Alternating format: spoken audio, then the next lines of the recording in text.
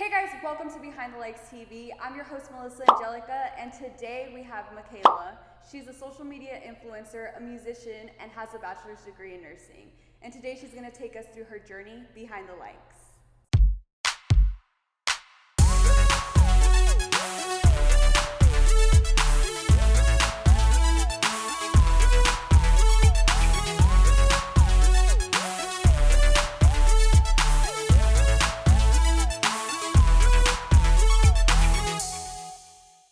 Thank you, Michaela, for being here with us today. And thank you for having me.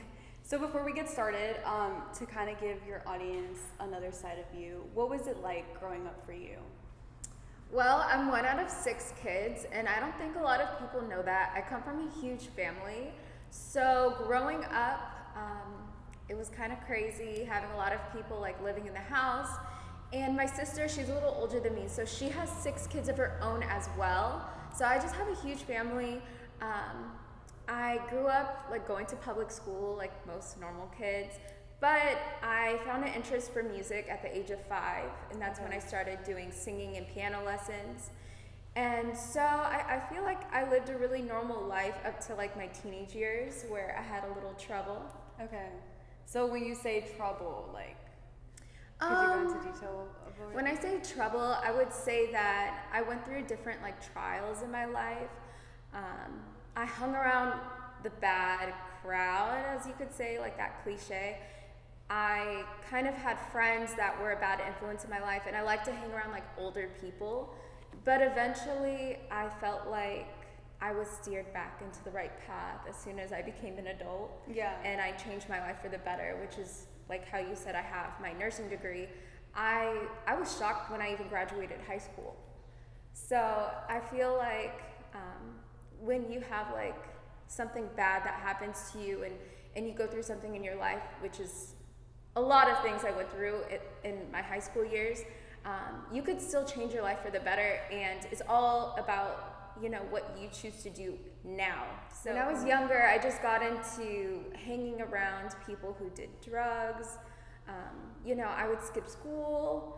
I started developing certain disorders, and I just wasn't myself. Okay. And as I got older, I became who I am today, and it's because I changed who I was around, and I became a more positive person with God in my life, and I finally listened to my parents, unfortunately, as an adult. It took you a little time to kind of get there, but you finally got there, which is the important thing. Exactly. So just the drugs or anything, would you say you were like bullied in high school or anything? Like there was Lord. No, never? No, yes. Oh, you yes. did? Oh, Oh, yes. okay. I was that weird kid in middle school, first of all, with all the piercings. I had my lip pierced, my nose pierced, everything pierced. And I had like short red hair. I would like sew my own outfits. And I had like makeup that did not match at all. Like I looked like Marilyn Manson, if you could compare me into anybody. And I had a best friend growing up, and he specifically made sure he went to my middle school just to make sure I wasn't made fun of anymore. Really? Yeah, so he was a huge influence in my life. And I would say that because of him, I stopped being bullied, and I felt like I owed like the world to him because I called him my brother. Yeah. So yeah, I was horribly bullied. Oh my gosh. And I was a choir nerd, a theater nerd, a thespian. So, you know, I had like lead roles in my musicals at school.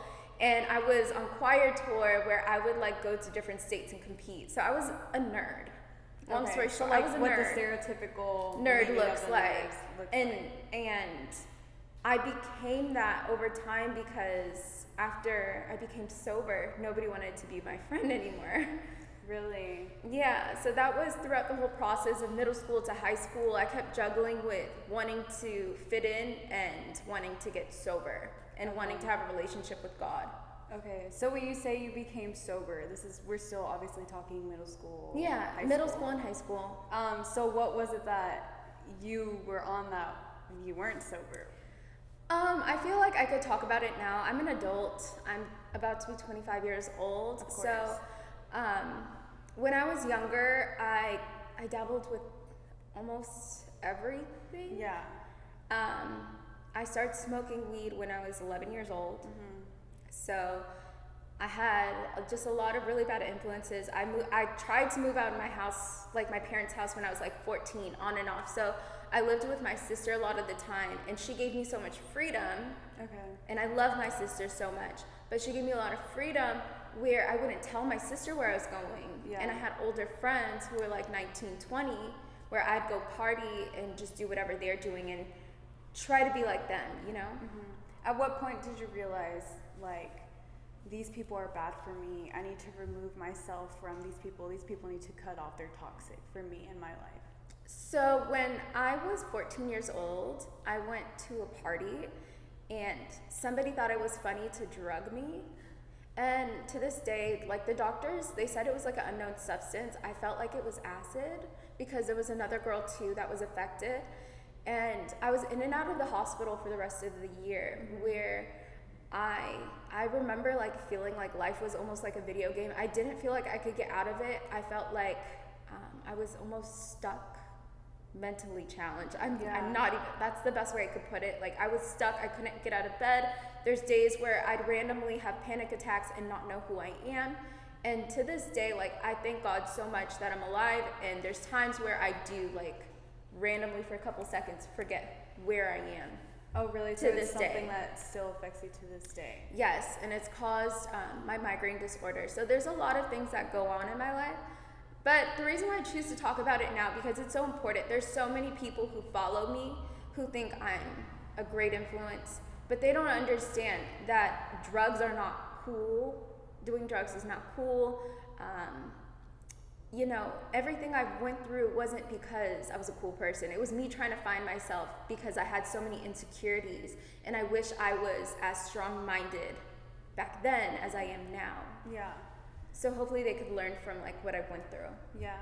So speaking of insecurities, what were some that you had to deal with that you just couldn't cope with at the time? I've always had like a fluctuating weight. So when I was younger, like we're talking elementary school, I was very fluffy. Super fluffy. And I felt like a lot of boys didn't like me because I developed earlier than other girls. So I was called pepperoni face. I believe I told you earlier. Kids are horrible. Pepperoni face. Oh, so many different things. Like people basically compared me to a monkey because I had developed. Yeah. And I was the only person of color in my class in elementary school. So it had a lot to do with my color, me developing, and I had acne at like 10. So. But that is something that's completely not out of your It's out of your control. Yeah. Exactly. And then my weight. Yeah, it's like you had mentioned that at 5 years old you found a passion for singing and a passion for like music. So would you say essentially that's like what you want to pursue in your life? Like, is that what you want to do? Like, when did you realize you wanted to do what Michaela does today? So I feel like Michaela at almost 25 years old, I'm still trying to find myself, but I felt like I realized I love music because every single time I went through something in my life, music is what helped me get by. And I would write poetry, and I would just play piano sometimes, and it was just so therapeutic for me that regardless of if I took it seriously, it was just something that relaxed me. Yeah. So that's how I knew I always wanted to keep that in my life. Okay. And like the YouTube, like the social media, like at what point then? Because that's completely different from Totally music and stuff. At what point did you realize? So I met the love of my life 2 years ago, and he was a YouTuber. Originally, I linked up with him to collaborate with him. I believe it was like for a challenge. And I wasn't really, I had no clue like people do YouTube for a living. I didn't even know people could like get paid for it. I didn't know anything about that. But when I got to know Nate and I fell in love with him, I kind of also fell in love with the supporters and being able to real people into my life and keep them there. Like, I feel like my supporters are like my family. I'm not even joking. Like, there's people in your personal life that may not care about what you're going through, but my fans will always message me like, girl, I know something's wrong. Or they'll say like, I appreciate that you said this. And so I feel like YouTube is something that I love to do because I love to influence other people. And I hope that anything I've went through could also better their lives by like just living through my experiences. Yeah. Like anything I do. So the whole social media thing must have taken you like completely off guard, the way he lives and the way you used to live. So what are some steps that you had to take to kind of like get used to it, like cope with it? Like, I think number one, if you're ever gonna do anything related to social media, do not read the comments. That was the number one rule. Is Nate was like, if you're gonna be in my videos, do not read the comments. Because in the beginning, I was not thinking like these are just random people trying to attack me at that time. It was more like, Super Chick 64 said I'm fat and ugly and I'm gonna go find her and beat her. I was just really petty at that time. And my boyfriend's like, babe, she's probably like a 9-year-old girl. She had a bad day at school.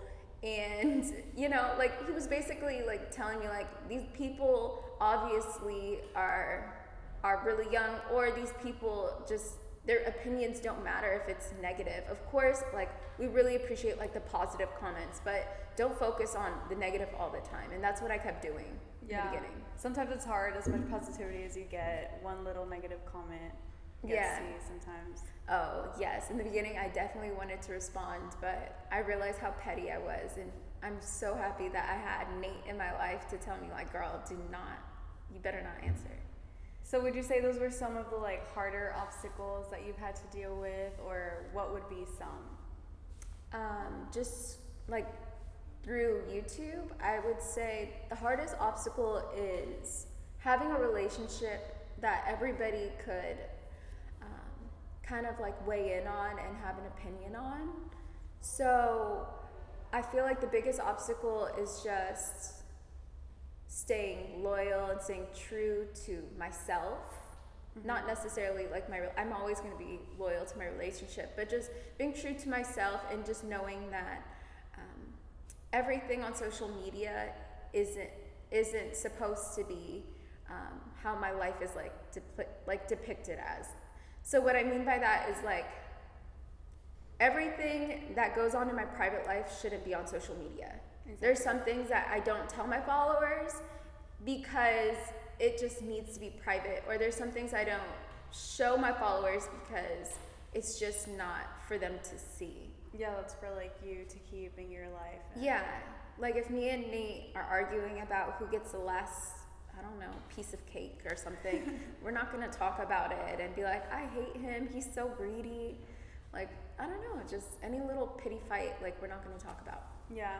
So because you and your boyfriend like live together, you guys work together, have you guys come up with some kind of balance on when to not film, or you know what I mean? Like, how do you two divide work and Michaela and Nate? I believe the way I divide like our workspace from our personal space is if one of us is in a bad mood, we will not usually record. I feel like it's really important that we both agree to have like a positive attitude when we're recording. Mm-hmm. Yeah, which is really important because, people want to tune in to see positivity and such. Yeah, I feel like there's so many like shade like YouTube channels or shade Instagram like pages where they really want to see us fail, and they're waiting on the moment that me and Nate or any other social media influencer is having drama in their life so they could just make a video about it. And we're just not really for that. We don't really like drama. We try to stay away from it. Yeah, I've noticed that you guys are really private and like to just stay between you two and such. Yeah. which is really important to do. And but before you realized this balance, was there ever a time when this balance didn't exist and it was all work? And was it like a hard, kind of like as a relation, like as a couple, was it something that was difficult in your relationship? I feel like because Nate did YouTube for so many years before he met me, he knew what to say and what not to say around people. Mm-hmm. For me, I've always been an open book. I'm very honest. And so I had to learn how to keep some things like to myself. But also I had to learn that everybody is not your friend. Not everybody wants you to succeed. Mm-hmm. And it's really crucial that you don't tell your left hand what your right hand is doing. So there's always people that are praying secretly on your downfall. Yeah. That's what I learned. So what made you learn this? Like what occasions? Has there been several or one specific that stands out to you that you were just like, you're not really my friend? I don't think it's like a friend thing. I think it's more like I just don't allow a lot of people in anymore. Mm-hmm. There's just been, I feel like you always get a vibe if somebody just isn't for you. Yeah, or using you. I wouldn't say there's any one particular situation, but I'm just saying that it's really important that the more successful you become, the more that you are careful about what you say in front of anybody. It could even be like a supporter or a fan. Maybe you said something in a video and they totally twisted it and made a video trying to make you look bad. Yeah. So it's just anybody in general. Nobody in my personal life. Okay.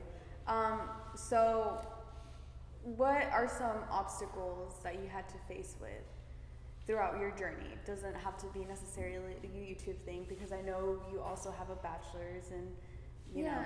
I think my biggest struggle was being a social media influencer, posting almost every single day on Nate's channel and trying to, start up my own social media.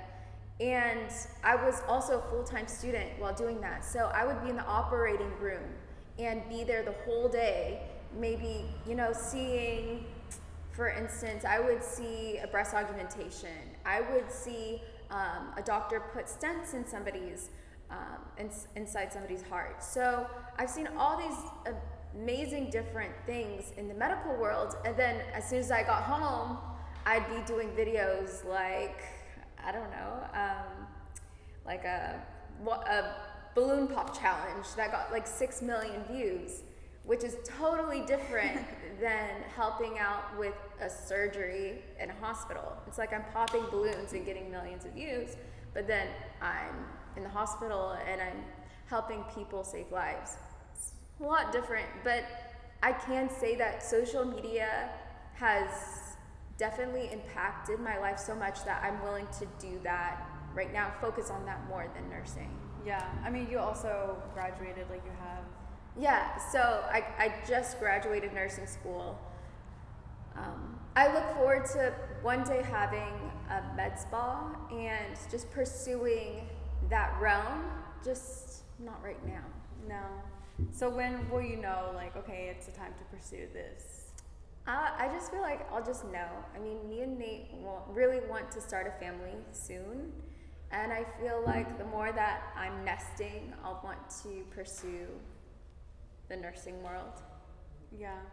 So, for the people that want, like, to do what you do Mm-hmm. now, so what would you say are some steps that you need to take to get to where Michaela is today? I feel like just starting.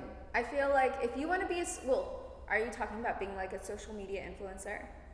I guess. I mean, you do so many things. I guess you can divide it in nursing, musician, and social media influencers. I feel like the number one step to being successful is just starting.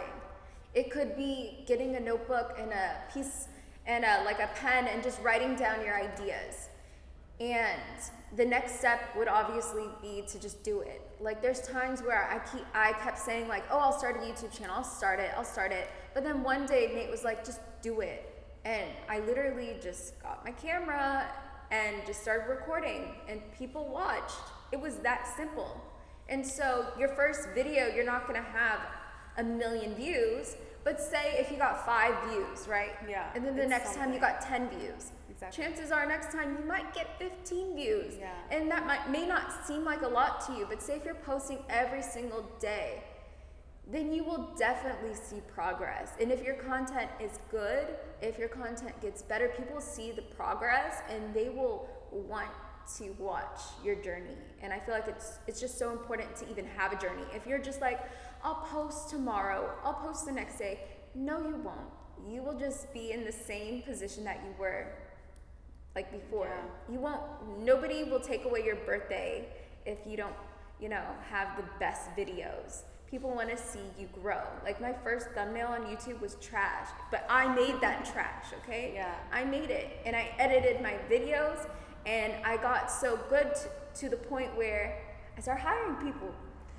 So you still have to try, you have to start from somewhere. You can't just immediately start hiring people for stuff. You have to get to a point where you're solid, you have enough money to do certain things and be able to grow. Yeah. So, the whole nursing thing, which is obviously something you did before the whole social media thing, for the whole YouTube. At what point did you realize like you wanted to do that? You wanted to pursue that? So I was volunteering at a hospital for 3 years, a very long time, for free. Okay. So I was, I'd go to the hospital once or twice a week, depending on the week. And I would just help out the nurses with anything that they needed. And I just love to help people.